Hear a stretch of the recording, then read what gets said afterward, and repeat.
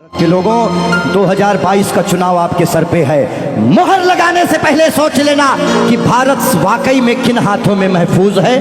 बाकी जो जातिवाद में बढ़ जाते हो, जब वोट देने जाना तो एक ही बात दिमाग लगा लेना, खाली अफगानिस्तान की स्थिति याद कर लेना, आपको पता चल जाएगा कि आपको वोट कहां देना है, मोहर कहां लगनी है।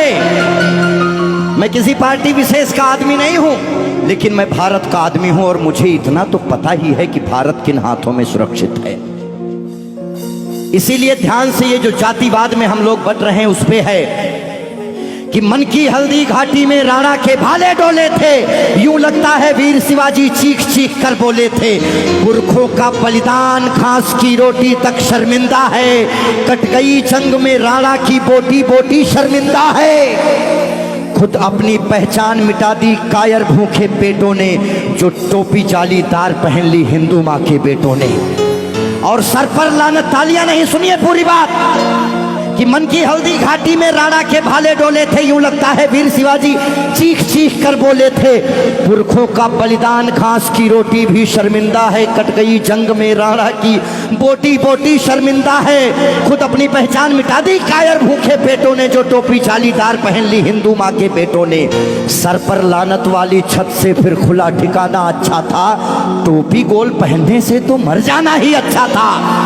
मथुरा अवधपुरी घायल है, काशी घिर गई कराहों से, यदकुल गठबंधन कर बैठा कातिल नादिर शाहों से। मुंह से आह तलक ना निकली धर्म ध्वजा के फटने से, कब तुमने आंसू छलकाए गौ माता के कटने पे।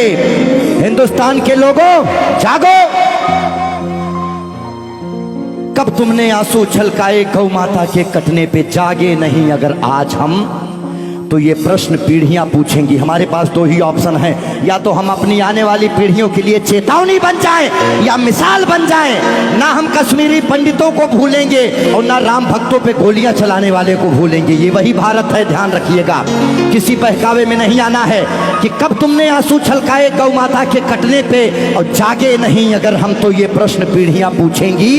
गन पकड़े हिंदुओं के बेटे और बुरके से लदी बेटियां पूछेंगी, बोलेंगी हे आर्य पुत्र इतना उद्धार किया होता, खतना करवाने से अच्छा हमको मार दिया होता। और सोते रहो सनातन वालों तुम सत्ता की गोदी में, पर सांस आखिरी तक भगवा की रक्षा हेतु लड़ूंगा मैं। शीश कलम करवा दूंगा पर कलमा नहीं पढ़ूंगा मैं, शीश कलम करवा दूंगा। आने याद रखना, हमारे भारत में 29 राज्य हैं, जिसमें से खाली 22 राज्यों में हम लोग बहुसंख्यक हैं, बाकी अल्पसंख्यक। इसीलिए मैं भजन भी गाता हूं, मैं जागरण भी करता हूं, क्योंकि मैं भारत, मेरा चैनल कभी भी बदल सकता है। अभी देशभक्ति चल रहा है, कभी कभी कपिल शर्मा लग जाएंगे, फिर कभी आस्था लग जाएगा।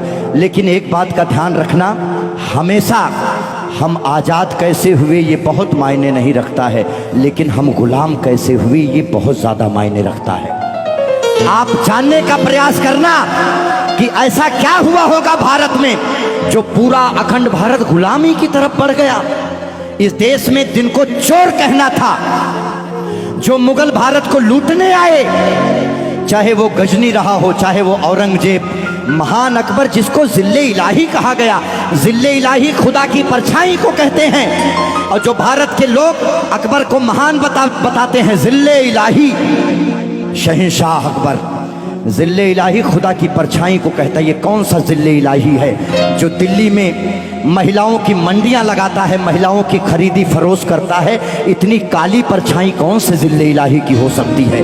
इसीलिए आप अपने हीरोज, अपने बच्चों को बताओ कि ये देश भगत सिंह की वजह से, ये देश जियो तिवारी जनेऊधारी, चंद्रशेखर आजाद, ये देश मंगल पांडे, बुंदेले हर बोलों के मुंह हमने सुनी कहानी थी और खूब लड़ी मर्दानी वो तो।